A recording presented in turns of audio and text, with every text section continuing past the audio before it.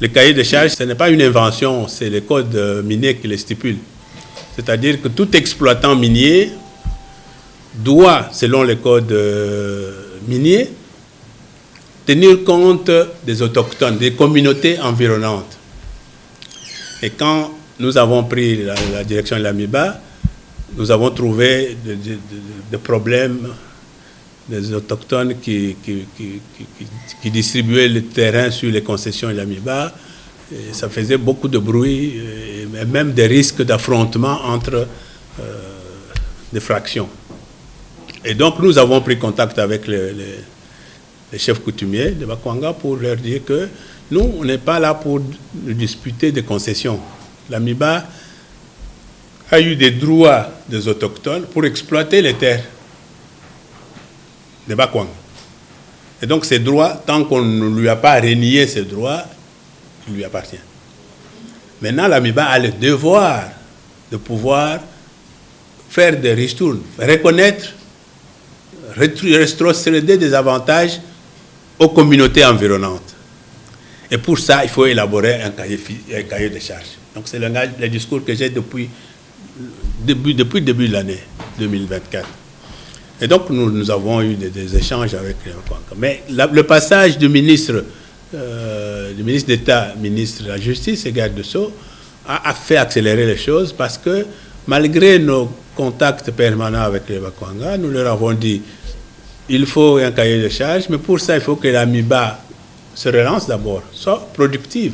S'il n'y a pas de production, s'il n'y a pas d'argent, ce cahier de charges ne servira à rien puisque l'AMIBA ne saura rien faire. Il faut d'abord la production. Que l'AMIBA puisse avoir des moyens de répondre à vos revendications. Sans ça, voilà pourquoi nous nous sommes focalisés sur la production. Et nous avons, avec eux, fait en sorte que même les rituels traditionnels soient organisés parce qu'ils estimaient que si l'AMIBA ne respecte pas les autochtones, les chefs coutumiers, nous pouvons acheter tous les engins que nous voulons. Il n'y aura pas une pierre qui sortira du sous-sol. Et donc nous avons respecté cela, même si nous n'y croyons pas en tant que chrétiens, mais nous avons fait cela. Nous avons fait ces rituels et nous leur avons dit, il faut d'abord qu'on produise. Quand il y aura la production, préparez le cahier de charges. Nous allons prendre ce cahier de charges, c'est une obligation légale. Code minier le dit. Et donc, le passage du ministre d'État, ministre de Justice et garde de Sceaux a fait accélérer les choses parce que malgré l'injonction qu'il avait faite à l'avocat général ici pour arrêter les lotissements sur les espaces MIBA de manière anarchique, ça continue d'ailleurs, je crois que vous êtes tous au courant, ça ne s'est pas arrêté. Voilà pourquoi quand il est arrivé ici, il a dit ça doit s'arrêter. Il a réuni tout le monde, il a dit ça doit s'arrêter. Celui qui n'arrête pas, je l'arrête. On arrêtera celui qui continue à spolier. Et en contrepartie, mettez-vous d'accord avec l'AMIBA, faites constituer le cahier de charges que l'AMIBA aura l'obligation de respecter. Et moi j'ajoute, il faut que la production suive. Parce que sans production, le cahier de charges, on a beau le faire, même s'il ressemble à une Bible, il ne sera jamais respecté parce qu'on n'a pas de moyens. Et donc le directeur administratif qui est là, moi j'étais à Kinshasa, a reçu la responsabilité et l'instruction du ministre pour organiser avec les Bakwanga, démarrer la rédaction des cahiers de charges. Ça a été fait, je pense, et ce cahier est déjà prêt. Il est question qu'au niveau de la direction, nous puissions prendre connaissance avant de le transmettre au cabinet du ministre d'État pour vérification que ce cahier respecte bien les droits, parce qu'il y a aussi des obligations légales auxquelles le cahier doit se conformer. Et quand tout ça, ça sera fait, il sera signé entre les Bakwanga, l'AMIBA et l'État, représenté par le ministère de la Justice, certainement. Donc c'est à ce niveau-là que nous nous situons, que je peux vous dire l'information selon laquelle j'ai. Mais entre-temps, il y a beaucoup de bruits qui vont dans tous les sens, sur lesquels je ne peux pas revenir parce que je ne maîtrise pas ce bruit de la presse ou des médias ou dans la rue. Voilà ce qu'il en est par rapport au cahier de charges. Le cahier de charges est déjà prêt, il va être finalisé, soumis au cabinet du ministre d'État pour sa validation. Plan Copirep. Vous avez raison, ce plan a été travaillé depuis 2022. finalisé, donc l'AMIBA a participé à l'élaboration de ce plan. Le ministère de portefeuille, le ministère de Mines, le ministère de Finances, beaucoup d'institutions ont participé à l'élaboration de ce plan. Il a été validé par l'ensemble des institutions de la République. Malheureusement, jamais mis en pratique. Pourquoi? Parce que le montant que vous avez donné, c'est un montant que l'État ne pouvait pas, pour des raisons claires, des priorités de l'État. Et donc, ce plan n'a jamais été mis en pratique parce que le montant de 458 ou 453 millions que vous avez donné, qui tenait compte logiquement aussi du passif, donc de la dette sociale, qui est évaluée à près de 250 millions, ce plan n'a jamais été mis en pratique. Et quand nous avons pris l'AMIBA, nous avons eu ce plan. Nous nous sommes dit que ce plan, il est peut-être bien travaillé, très fidèle, très proche de la réalité, mais irréalisable, compte tenu des réalités économiques et financières du pays. Nous avons tiré un plan minimum. De ce plan-là, notre plan de travail, pas le plan de 70 millions. Nous avons tiré un plan de 50 millions de dollars. De ce plan minimum, axé essentiellement sur la production. De ce plan, nous mettions 30 millions dans l'outil de production, c'est-à-dire les engins de mine, les laveries, etc., qui allaient prendre, c'est ça l'investissement dans l'outil de production. Il y avait 10 millions que nous pensions pouvoir utiliser pour la certification, et puis 10 millions fonds de roulement et frais de fonctionnement. Voilà notre plan minimum, sans parler de la dette sociale, parce que ça, nous ne pouvons pas assumer cela. Nous voulions solliciter du gouvernement que ça soit pris, que le gouvernement s'arrange pour prendre ça, mettre dans la dette publique ou n'importe quoi, mais en tout cas que ça soit réglé de cette manière-là pour nous permettre, nous, de produire. Parce que nous sommes convaincus que l'AMIBA, c'est une société commerciale. Sans production, rien ne se fera. Il faut produire. Et pour produire, nous l'avons démontré. Quand nous sommes arrivés, tous les engins étaient par terre. Nous avons, avec les moyens de bord, mis en marche quelques engins, 3 ou 4. Nous avons loué des bus pour transporter en nous endettant auprès de Transco. Nous nous sommes endettés parce qu'on s'est dit, le diamant là, s'il sort, nous payerons ses dettes. Et nous avons lancé la production en décembre. Ça, vous pouvez vérifier. Et nous avons, le premier mois et demi, donc janvier et 15 jours du mois de février, nous avons produit 53 000 carats. Preuve que, avec un peu de moyens, nous pouvons produire, quitte à renforcer cette production avec les outils que nous pouvons ajouter au fur et à mesure. Et cela pourrait nous permettre de régler tous les autres problèmes. C'est ça notre vision. Pas plus compliqué que ça. Mais notre plan-là n'a jamais reçu de financement non plus. Nous avons toqué à toutes les portes. Nous avons demandé même au gouvernement, à travers le ministre des Finances, puisque le gouvernement, l'État congolais, doit à l'AMIBA, à cette époque-là, en décembre 2023, l'État devait à l'AMIBA 50 millions de dollars de dettes. Nous avons dit, sur 50 millions-là, donnez-nous ne fût-ce que la moitié de ce que nous avons prévu.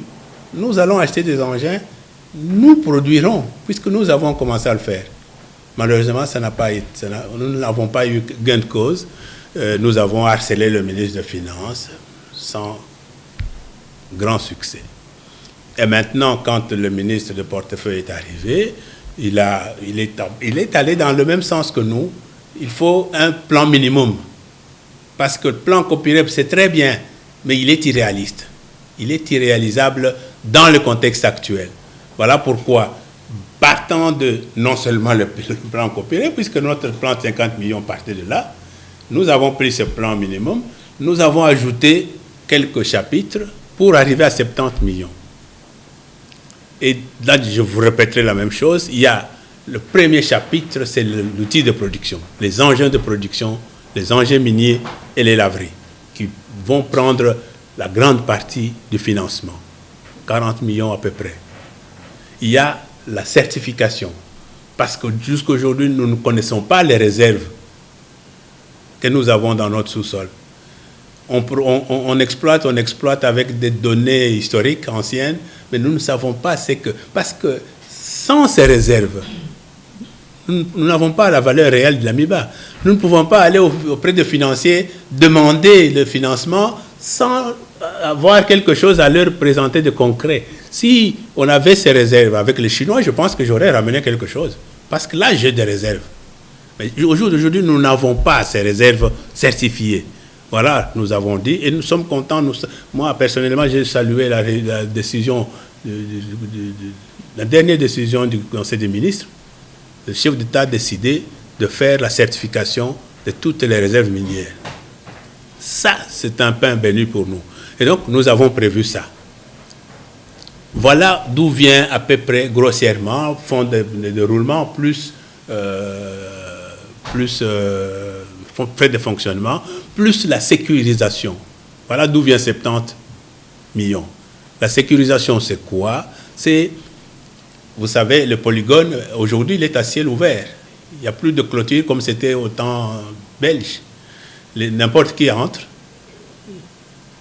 exploite, il s'en va. Et même notre exploitation dans nos centrales là de triage, ceux qui sont là s'arrangent en réseau, ils font sortir des diamants. Et donc, nous devons sécuriser non seulement la production, mais aussi nos concessions. Voilà où nous avons prévu un montant pour la sécurité. Voilà d'où viennent les 70 millions. Il y a des mauvaises langues qui disent on a parlé de 70 sans études, sans... Non, il y a eu un travail qui a été fait sérieux. Et je vous ai dit ici que nous continuons avec des réunions. C'est sur cette base-là que nous continuons à avoir ces réunions. Cette fois-là, pour un business plan qui doit montrer qu'est-ce qu'on va faire avec ces dollars-là, qu'est-ce qu'on va faire avec cet autre dollar-là. Tout ça, c'est prévu. Voilà d'où viennent les 70 millions. Donc, moi, je crois que ce sont des choses faites de manière rigoureuse, à la limite scientifique, parce que nous n'avons pas travaillé en l'air, nous travaillons avec les experts dans les finances, dans les mines, etc. Nous faisons des choses de manière très calculée, très scientifique, et tout ça peut être vérifié. Aujourd'hui, l'État a accepté de financer ces 70 millions. Je ne sais pas si ça a été le cas avec le plan Copirep, mais toujours est-il qu'il a été validé. On a prévu 160 et puis, mais au niveau du gouvernement, à aucun moment une décision formelle avait été prise pour dire on finance autant. Mais aujourd'hui, nous avons au moins 70 millions. J'ai mon espoir à travers le coup. Relation avec les syndicats. Je pense, pour moi, les relations, je ne sais pas s'il y a un délégué syndical, il aurait dû être là. Les relations sont ce qu'elles doivent être bonnes. C'est-à-dire que l'employeur doit avoir des relations harmonieuses avec le banc syndicat, parce que les deux, nous travaillons pour les mêmes intérêts, l'intérêt du travailleur. Donc, il n'y a pas de raison, mais les malentendus, il y en a toujours. Ça, on ne peut pas éviter dans les relations humaines. Même dans un couple, il y a toujours des petits malentendus qui sont souvent réglés sans problème. Et donc aujourd'hui, je pense que les relations avec les syndicats, les bancs syndicats, sont bonnes. Sinon, vous poserez la question au président de la délégation syndicale. Si vous donne le son contraire, j'aimerais bien savoir à quel point, parce que nous venons encore d'avoir une réunion au gouvernorat, ils étaient là. SACIM, je pense que nous n'avons pas de relations particulières aujourd'hui. Je dis des relations actives dans lesquelles nous collaborons, où nous discutons, il n'y a pas. Mais vous savez qu'historiquement, la mine que SACIM exploite, c'est la mine de l'AMIBA. Donc ça, c'est un dossier sur lequel je peux m'étendre maintenant parce que ce n'est pas les lieux ni l'opportunité pour en parler. Mais la MIBA a des choses à réclamer par rapport à cette mine, par rapport à tout ce qui tourne autour de cette mine. Donc ce sont des litiges qui doivent être réglés. Cimenterie. Vous avez assisté à la pose de la première pierre d'une cimenterie à Kabwe.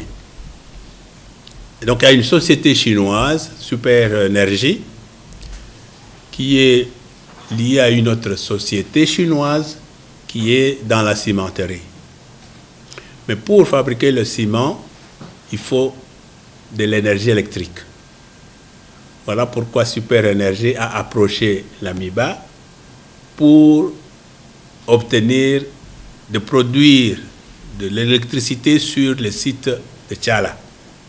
Parce que nous avons le bilange 1, le bilange 2, dont SECO s'en occupe, et nous avons Tchala 1 et Tchala 2 qui sont là aussi dormants, puisqu'il n'y a rien qui se fait là-dessus. Et donc, les discussions sont avancées avec les Chinois pour qu'ils construisent un barrage sur Tchala 1 et Tchala 2 pour produire 30 MW d'électricité. Les 20 vont aller à Katanda pour la construction de la véritable cimenterie. Dans leur programme, c'est ça. Et 10 MW, ils vont donner à la MIBA. Donc, c'est un peu ça, le terme de deal qui va être finalisé. Nous sommes en train de négocier là-dessus. La pose, la première pierre que vous avez vue, entendue, c'est une cimenterie qui va produire à peu près 300 000 tonnes de ciment que les Chinois vont utiliser pour construire le barrage sur Tchala, parce qu'il leur faut du ciment. Ils ne peuvent pas acheter au prix où ça coûte. Je crois qu'ils ne pourront pas, ça coûterait plus cher. Voilà pourquoi ils ont décidé, avec tout ce qu'ils ont comme potentialité, c'est une société qui a déjà de cimenteries ailleurs, hein, dans le Katanga. Ils vont utiliser cette cimenterie sur Kabwe pour fabriquer du ciment avec de l'électricité voltaïque, parce qu'ils ne peuvent pas utiliser, c'est pour cela que c'est une faible production. Mais le ciment va les aider à construire le barrage sur Tchala. Quand ils auront fini et que le courant sera parti à Katanda, il y aura la grande cimenterie qui va produire à peu près 1 million de tonnes par an. Et donc, le grand espace Kasaï sera servi en ciment de bonne qualité et de bon prix. De cet aspect de ciment-là, la MIBA n'a rien à voir avec ces sociétés chinoises. Notre lien avec eux, c'est uniquement le fait qu'ils vont construire un barrage sur Tchala. Voilà à propos de cimenterie. Donc la cimenterie, la MIBA n'est pas particulièrement partie prenante. C'est un projet de Chinois avec l'État congolais. Premier colis, qu'est-ce qui s'est passé? Nous avons produit effectivement 53 000 carats que nous avons voulu amener vendre à Kinshasa parce que nous sommes rendus compte, c'était une expérience, hein, mais qui s'est mal soldée, que les diamants qui sont vendus ici, les acheteurs s'organisent. Les comptoirs et les autres, comment on les appelle encore? Les négociants s'organisent sur le prix plafond au-delà duquel il ne faut pas aller. Et donc, ce qui veut dire que nos diamants, nous les vendons mal. Ce n'est pas le prix qu'il faut. Voilà pourquoi nous avons voulu essayer d'aller vendre sur Kinshasa où ils auront difficile à s'organiser pour plafonner le prix. Et comme vous savez, le Tender, c'est toujours le CEC qui organise. Nous, on n'y est pour rien. Nous évaluons, nous donnons notre évaluation, le CEC évalue, convoque les acheteurs, donc le comptoir et les négociants, ils viennent, c'est une vente publique. Malheureusement, ces diamants n'ont pas subi le schéma normal, puisqu'il y a eu un chevet dans la soupe. excusez d'utiliser ce terme, un représentant, parmi les représentants Sibeka qu'on a nommé par ordonnance du 10 ou 20 décembre 2023, la première action de l'un de ces représentants, c'est de s'attaquer au CEC en disant le CEC veut vendre le diamant de l'Amiba par gré à gré. Que ça, c'est illégal. Alors la lettre a été adressée au CEC évidemment, mais avec copie pour information au président de la République, à la cour de cassation, à la cour d'État, à la cour d'appel, les copies à tout le monde. Et donc le CEC a pris peur. Comment est-ce qu'on le taxe de vendre les diamants de l'Amiba de gré à gré, alors que cette tendeur est organisée de manière tout à fait légale et officielle. Et donc, là, du coup, ils ont arrêté le processus de vente de diamants. Ils ont sollicité l'accord du ministre de tutelle, le ministre de Mines, avant de continuer la vente. Il s'est fait que à cette époque-là aussi, il y a eu les mesures conservatoires. Transition entre le gouvernement Samal Kondé et l'autre gouvernement.